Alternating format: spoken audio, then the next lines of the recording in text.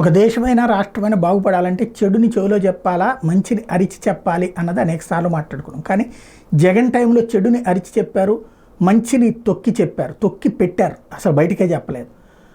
సరే, ఇప్పుడు చంద్రబాబు అధికారంలోకి వచ్చారు. ఇప్పుడు మాత్రం ఆ ఫార్ములాని ఫాలో అవుతున్నారు. ఏంటయ్యా అంటే ప్రజలకు అవసరమైన మంచిని మాత్రం తొక్కి పెట్టి చెప్తున్నారు, చెడుని మాత్రం బాగా ఫోకస్ చేసుకోవడం కాకుండా దాన్ని మంచిగా ప్రొజెక్ట్ చేసుకొస్తారు. ఇప్పుడు ఆంధ్రజ్యోతి రాసుకొచ్చినటువంటి గుంటూరు జిల్లాలో హెడ్డింగ్, ప్రభుత్వ జీవోను పట్టించుకోవడం లేదు, ఈవీల మీద వీడని పన్నుపోటు. ఈ నెల 11 నుంచి అమల్లోకి రావాల్సిన AP electric mobility policy GO విడుదలే పక్షంగా వస్తున్న దక్కని పన్ను రాయితీ.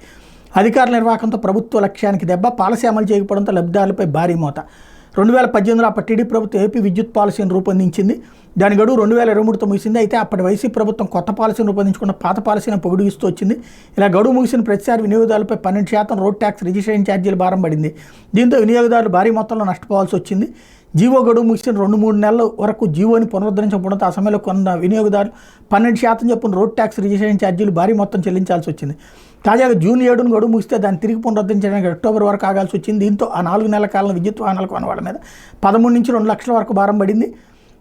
విద్యుత్ కార్లు కొన్నవారికి 4 లక్షల వరకు భారం పడింది. కాగా అక్టోబర్లో పొడిగించిన జీవో జూన్ 7 నుంచి డిసెంబర్ 7వ తేదీ వరకు మాత్రమే అమల్లో ఉంది.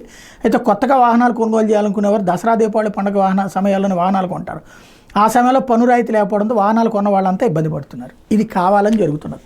ఇదేదో అధికారులు తప్పిదం అన్నట్టు డ్రామా ఆడతారు. అప్పుడైనా ఇప్పుడైనా జరిగేది అదే. వాస్తవాలని వక్రీకరించుకుని, అదే జగన్ది అయితే కనుక జగన్దే తప్పు కింద స్థాయిలో చేసినా సరే, అదే చంద్రబాబుది అయితే కనుక అధికారులు తప్పు బాబు గారు చేద్దాం అనుకున్నా సరే వీళ్ళు జడగొడుతున్నారు. ఇట్లా ఉంటాయి వార్తలు.